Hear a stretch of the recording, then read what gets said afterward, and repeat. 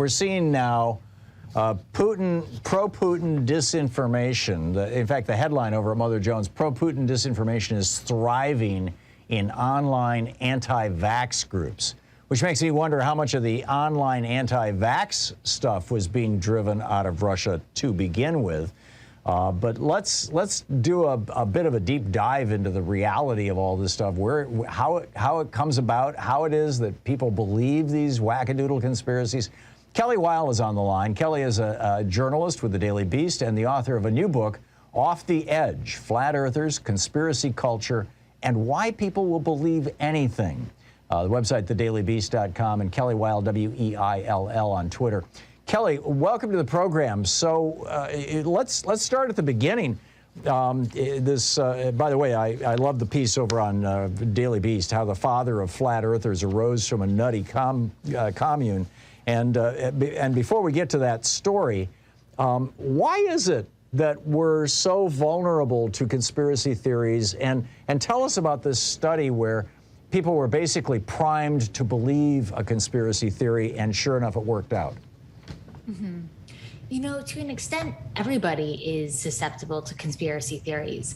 We go looking for conspiracy theories when we feel like the available information is insufficient or it's upsetting. It doesn't uphold our prior beliefs. And so in those moments, we go looking for alternative answers.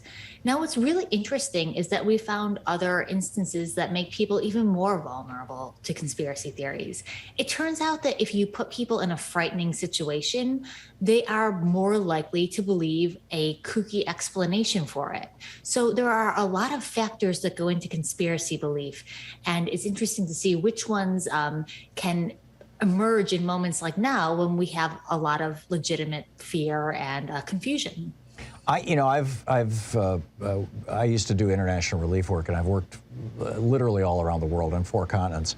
And one of the things that I noticed, particularly in the Middle East and well, I saw it a lot in Uganda when I was there during the Civil War in 1980, or when the Tanzanians came in and ran Idi Amin out, was just these wild conspiracy theories that were essentially unchallenged. I mean, people just adopting them and assuming that they were true, whereas in a middle-class country that didn't feel that threat, in Europe or in the United States, I was living in Germany at the time, you would not, people would laugh at such things.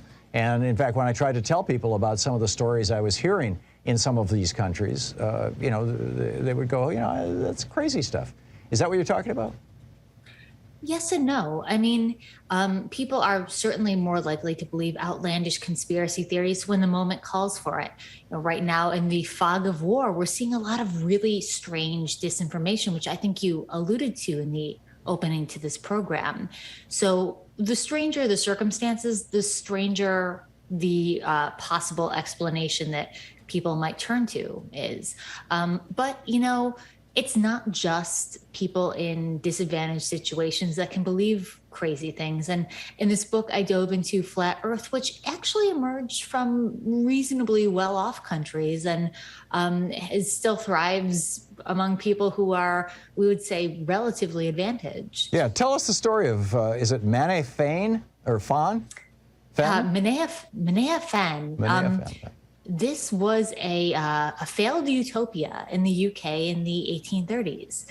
And it came, again, we talk about times of confusion. This was a time of economic upheaval. People were looking for new ways to live and to think of themselves as workers. And this commune failed because there was issues with alcoholism and nobody really wanted to work. But its real lasting legacy was one of its leaders used some of the land on that commune to start conducting experiments to claim Earth was flat. They lived on a very marshy, flat plain, and it sort of looked like it to the naked eye.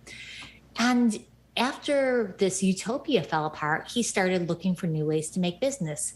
He sold bogus medicine for a little while, and he really made it big when he started selling pamphlets and then books and then lecture circuits claiming that Earth was flat. And he started getting a bit of a following. And unfortunately, that legacy lives with us to this day. I mean, literally, I'm looking for his name. It was Rowbotham, right? Yes. Yeah, Mr. Rowbotham. Is he actually? This was 1838. There is an active flat Earth society, as it were, you know, around the world. They're very active on the internet. Some of them appear to be actual true believers, as opposed to people who are just, you know, think it's kind of clever, sort of like the birds aren't real thing. Are they quoting this guy Rowbotham? Yes and no. I mean, a lot of the foundational beliefs that Rowbotham laid out have remained the same. They believe that Earth is a flat disk and it's encircled by an ice wall. And some of them now believe that it's also enclosed in a big dome, almost like a snow globe. So they do go back and cite those foundational flat Earth texts, but it's evolved a lot since then because they've needed to make excuses for new information, like, oh, what's going on with outer space travel, which we now have. So it's evolved, and yet its core claims and I think its core emotional appeal for people has stayed pretty consistent. Yeah, we're talking with Kelly Weill, whose new book is Off the Edge, Flat Earthers, Conspiracy Culture, and Why People Will Believe Anything. So I have this story from Mother Jones by Catherine Joyce that these conspiracy theories that are now being shared on social media, particularly Facebook, in the anti-vax groups, are now putting forward pro-Putin conspiracy theories. Christiane Northrup, an influential holistic medicine practitioner who regularly spreads pandemic misinformation, shared with her followers a map that supposedly showed secret labs in Ukraine that she insists is where viruses are being created. She said the U.S. government conducted biological experiments with potentially lethal outcome on 4,400 soldiers in Ukraine and 1,000 soldiers in Georgia. And it goes on and on. I mean, you know, she's actually in this article identifying about a dozen of these really relatively high-profile anti-vax folks who are now pushing, anti-Ukraine. I called it pro-Putin to begin with, but it's really anti-Ukraine propaganda. And look at all the corruption. This is an actual quote from one of the Facebook group called Stop the Tyranny. Look at all the corruption installed in Ukraine. Putin is against the New World Order and child trafficking. The moment you realize Putin isn't fighting Ukraine, he's fighting the deep state in Ukraine. I mean, what is this? Is this a commentary on human nature? Is this a commentary on how effective the ability of a foreign government to infiltrate a Facebook group can be? What does that tell you, having done this deep dive research and written this book? You know, there is an extent to which Russia has pushed vaccine disinformation in the U.S., but it even predates COVID. And at this point, I wouldn't say that this is Russian infiltration as much as it is U.S. conspiracy theorist cynicism. Conspiracy theories aren't just a belief system. They also work as a bit of an identity for people. They identify with their conspiracy group, and sometimes it's a very literal Facebook group or even an influential conspiracy voice like a YouTuber or an Instagram influencer. These influencers need to not just promote their theory, but promote distrust in mainstream narratives. So that's why you'll see, even though these people have no idea what's going on in Ukraine, that when a new crisis emerges, they retool it to fit their narrative, which in this case is something to do with US bioweapons, or just this idea that you cannot trust the available information, that the real story is actually the reverse. So that's one element of it. I think it's just pure cynicism. And the other, frankly, is a lot of these conspiracy movements have a strong anti-democratic strain. It's not inherent in them, but I have noticed this a lot, often in anti-vax communities.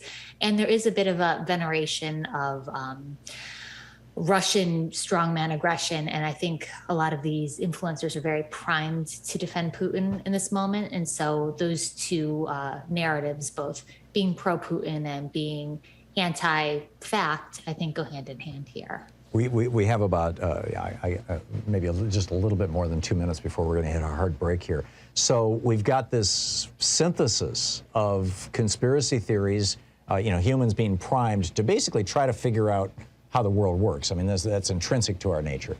Plus perhaps authoritarian personalities. Most authoritarians are actually authoritarian followers rather than authoritarian leaders. And the, very human instinct to want mom and dad to take care of us. And I guess maybe that's part of authoritarianism, but I think there's a larger piece. Are you seeing a synthesis of these three things emerging in these conspiracy groups? Very much so. I think a lot of people in conspiracy movements, although they do build themselves as free thinkers and independents, really are looking for someone with the answers. And it makes sense in a way. Conspiracy theories are a way of seeking order even in the world when the world seems chaotic and impossible to understand. So either via a theory that claims to have it all, or via conspiracy influencers who speak to the audience like it's their flock and they're going to give them the real truth. How do we best push back on this? We have just about a minute here, Kelly. It's really challenging. I think one of the best ways to combat this is not to debate people in a hostile way that makes people almost dig down into their beliefs further, but to talk to people in a human way and understand the emotional reason they go to these groups and try and show them that these leaders, that these conspiracy voices don't actually have their best interests at heart, and to try and forge that personal connection in the real reality-based world. Yeah, I'm hearing from, I heard from a friend of mine who's a progressive the other day, this is all about getting the Nazis out of Ukraine. And I'm like, no, it's not. But it's tough to just say, okay, well, let's talk about that. It's really challenging. And I think it involves some willingness on the part of the believer to change their mind. You can't force people to change their minds. But I do think those conversations with people who you actually trust can